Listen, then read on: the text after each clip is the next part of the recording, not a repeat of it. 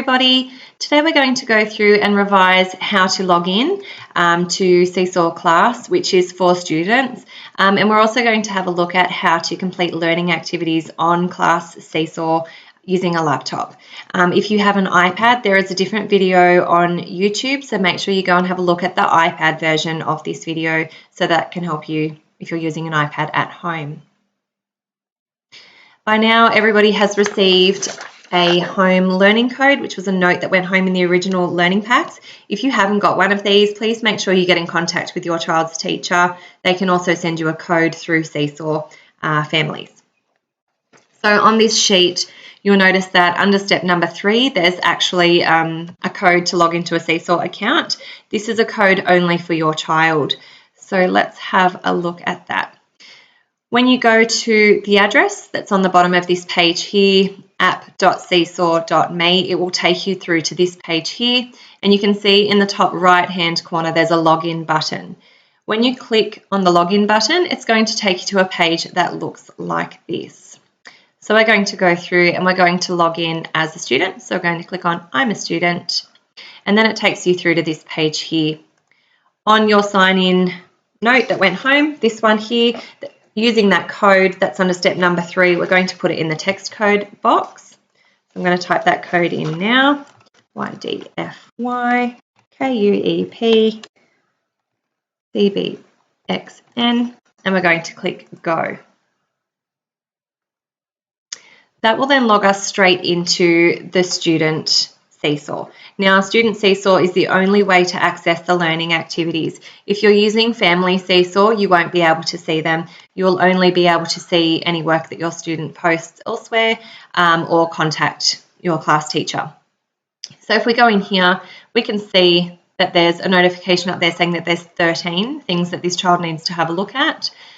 And if we scroll down, we can see that there's lots of different learning activities that have been assigned to this particular child.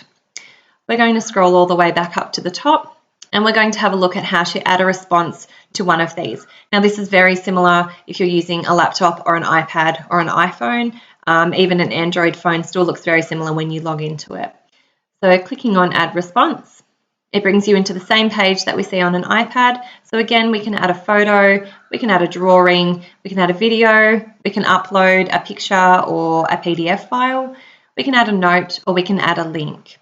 Now, because I'm recording on my laptop at the moment, it won't let me add a photo. So I'm just going to quickly upload a photo that I have already taken of work earlier today. So that's coming, there it is, and I'm going to click the tick button. Okay, and there's the photo of the work that I completed earlier. Now, if you're still not sure what it is that you need to do, you can click up the top here on View Instructions, and you can access the instructions at any time. So here we can see it's week 10, Monday, length, ordering objects. So what we need to do is find 5 or more different objects around the house and backyard. Using a baseline, we're going to order the objects from shortest to longest, and the challenge is to also go the other way from longest to shortest, which is what I have in the photo that I've attached. If you click on the pictures, you can see there if a teacher has included pictures to help your child out. Here we can see is what a good one looks like. This is an example of what the teacher is actually looking for. So we're going to click the X to close out of that and click the X again to come out of the instructions. And we're still on this page here. So here we can add text by clicking on the T, and we can write longest. If we click off that, we can then move it. So we can drag that around. We can also make it a little bit smaller. So let's put longest above the banana. That's the longest one there. And I'm now going to add a different text box that's going to say shortest. Again, clicking off that, dragging the corners in to make it a bit smaller. Here you also have the microphone so that you can have your child explain what they've done, explain their learning. You can also add more photos if you need to. And then down the bottom here, you can see we have a pencil. We also have a texter, a highlighter, and a magic pen, as well as an eraser. So we're going to use the texter. So we just click on that. On the side here, we can choose the color. I'm going to go with purple this time. And I'm going to draw an arrow using my cursor from the longest box down to the banana because it is the longest item. And then I'm going to draw an arrow to the sharpener, which is the shortest item. When I'm finished, I can click the tick just here. If you're really not happy with it and you want to start over, you can click on the bin here. We're going to click the tick. That will then upload the photo as well as any text boxes or voice recordings or drawings that you've done on that. And sometimes, again, this takes a little while depending on your internet connection. So just waiting, there it goes. And now you can see it's sitting in the child's journal. We can see our picture, we can see all of the changes that we made to that. And at the top here, it just says waiting for teacher approval. So once the teacher sees it, they will approve it. And then underneath that, they can actually comment on it and the teacher can like it, and so can parents through the Family app.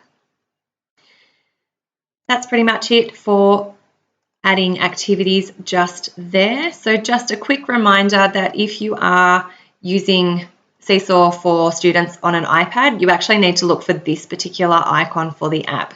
So make sure it's definitely Seesaw Class because it's very different to Seesaw Family. If you have any questions, please don't hesitate to contact your student's teacher. They should be able to help you. Have fun.